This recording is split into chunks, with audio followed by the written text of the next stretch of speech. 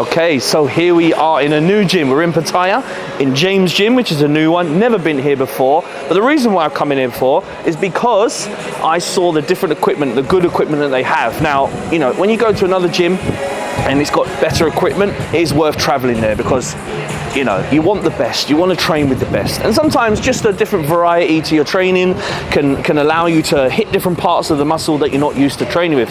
So today I'm training with Dave here, my friend Dave, so we're going to do some chest today. So I'm just going to do what I normally do. There's no point making a big song and dance about it. I'm in my off season. I am in preparation for a competition this year. You know, I want to be my best. I'm eating a lot of food. So I might as well put that food to good use. So we're just going to warm up now a little bit, get the shoulders warmed up. Oh. Get these old shoulders warmed up, you know what I mean? Old man shoulders. Always make sure you warm up with shoulders. Even though I warm up for shoulders, like as this movements I do for a shoulder day, but when you're doing chest, you're going to be using the shoulder joint. So make sure whenever you're doing chest, you do the same warm-ups I advise for shoulders. I'm sure you might have seen my YouTube shoulder days, but it's the same for chest. You've got to warm those joints up, man, because, you know, it's just too much risk to injury if you don't. And you don't want to injure yourself.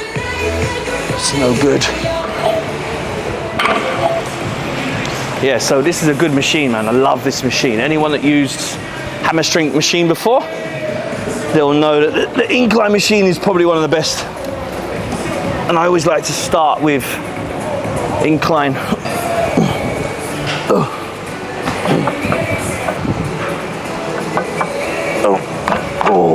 Going back to my old style of training, I've been doing sort of, what you can do is like a blockchain, as in different types of movements, a different style of training for X amount of time, and then you would change it periodically. So for me, I've been doing straight sets for quite a while, seeing if that makes a difference for me. Just sticking to like the 10 to 15 rep mark, doing the straight sets, and that's it.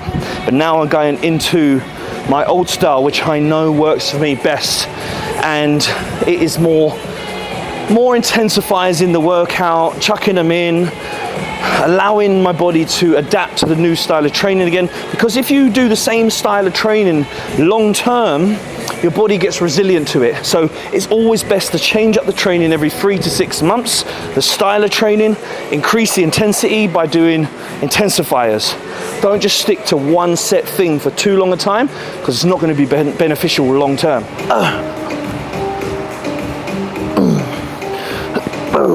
Whenever you're doing any style of training, always do pyramid at the beginning, and if you want to do intensify at the end, then do it. So we're going to go up 20 plate, keep going, and always on the first thing I always do between 3 and 5 sets.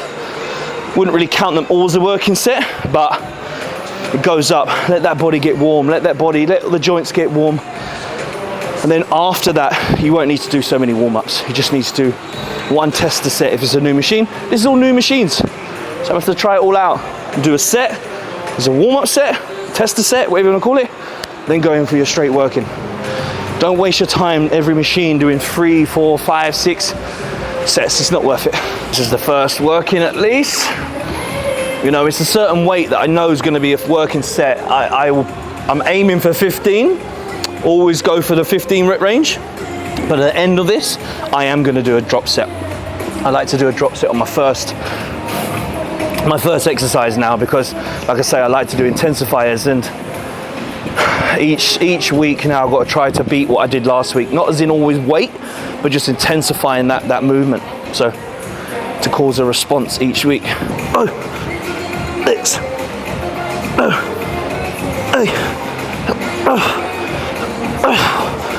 Well, I'm not even European anymore, am I?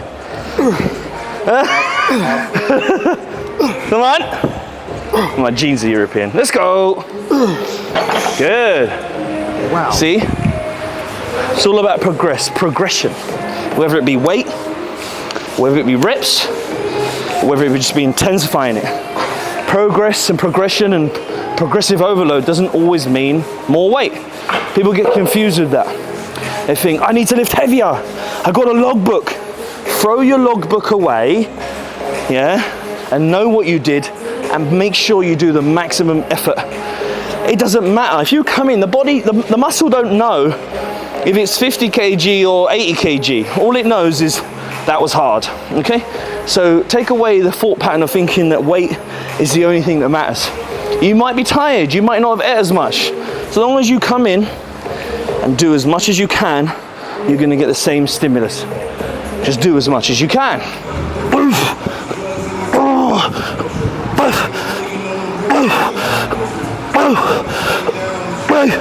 Drop set, baby. Let's go.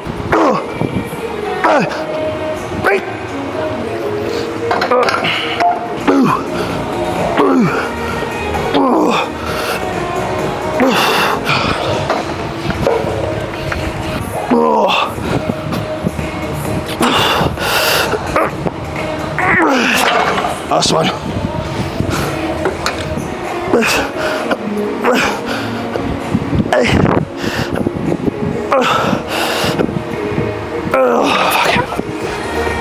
So,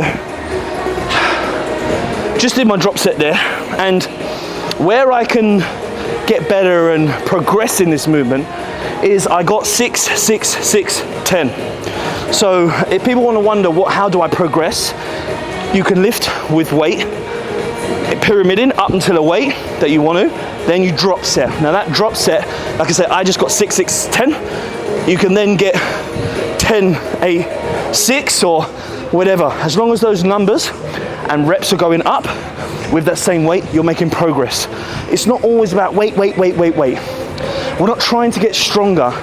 We're trying to activate more muscle.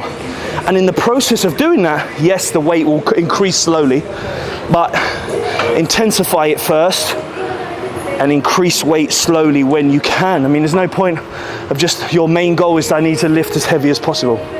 Me, I want to get the best weight with the best reps and the best form and reps before just lifting more weight. 8, 9, 10, 11.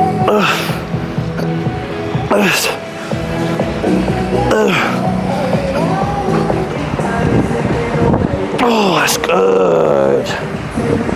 Right, so doing this type of movement really allows you to get a good scoop from under the chest. Not many machines will do it. That's why I love this machine. If you ever find this in your gym, please use it, because it does a starting point, really gets a good stretch on the chest and allows you to come center of the chest too. So it's going to hit something completely different compared to doing any dumbbells or any cables. You know, certain machines hit different part of the chest. Now this one, the Nautilus, as you can see, keep your elbows down. Yeah, you keep the elbows down. It allows a good stretch and a good contraction. But all I can feel is there, and like the outside part of the chest, really good movement, this one.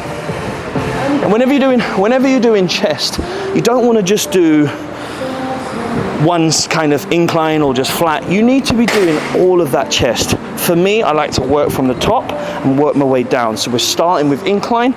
Now we're going to do a flat. Next, I'm going to do a decline. Then I'm going to go into more of the stretching movement. So the first two are going to be heavy. Okay, this is heavy. That was heavy. Then the decline will be probably a intensifier as a cluster set, more than likely, because you can't just go heavy everything. You need to be smart with your training, okay? So today, this will be the heavy movement. Decline would be intensifier, a bit lighter weight, more about the contraction. And then it would be more of a stretching movement. Open up that chest, allow that chest to open, allow the blood flow to get inside that muscle and stretch the fascia, because it's very important to stretch the muscle open, to allow more blood flow, to allow more nutrient uptake, to create a better muscle, more muscle, better chest. It works with all muscles, but especially chest. We do a good tip in a minute, yeah?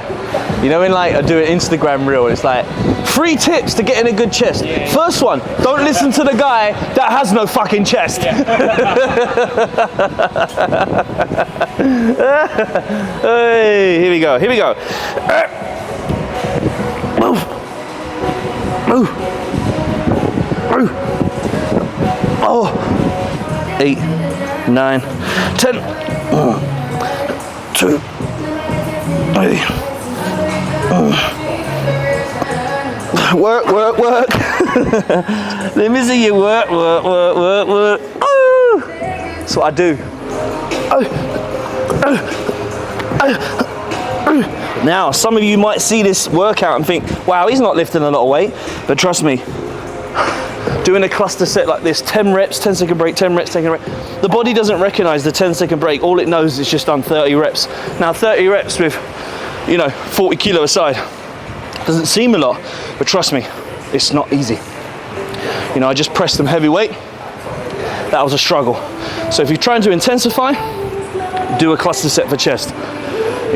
Always work wonders.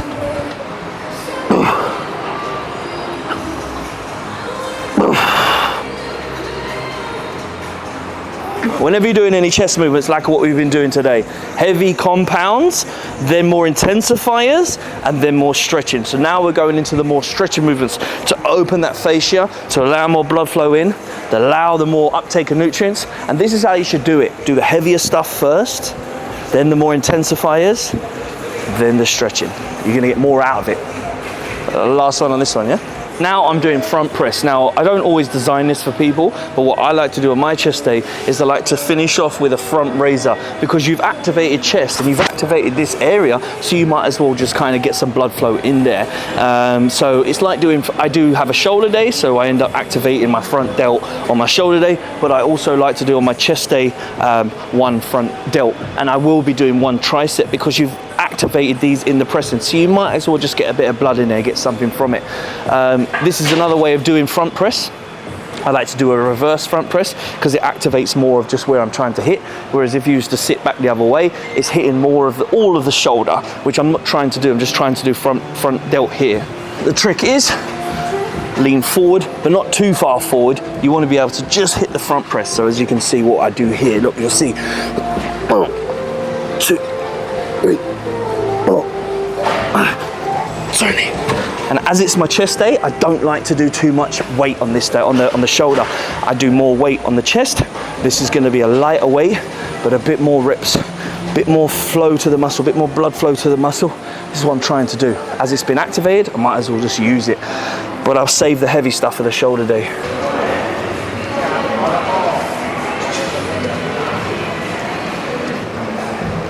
Oh, that feels really good. That's hitting my outer head really well. That is a good machine. I don't normally use fixed machines for tricep because I always like to feel the movement, but that is doing exactly what I want. I'm not trying to lift heavy on this part of the day, like I have a whole arm day where I go a bit heavier, but even for arms, it's not about going as heavy as you possibly can for arms. It's about the contraction, the stretch. Just lifting heavy is never going to grow you the best set of arms. And anyone that has great arms, I'm not saying I've got the best arms, but they're not bad. But since I've been changing and not focusing too much on weight with arms, they're getting more growth. So with this, I can really feel the contraction. So when you're thinking about growing arms, don't think heaviest is best. Think about slowing the movement down, really contracting, feeling that burn, pushing that blood in there. You're going to get much more out of it, and you're going to get less injury to your elbow or anything like that.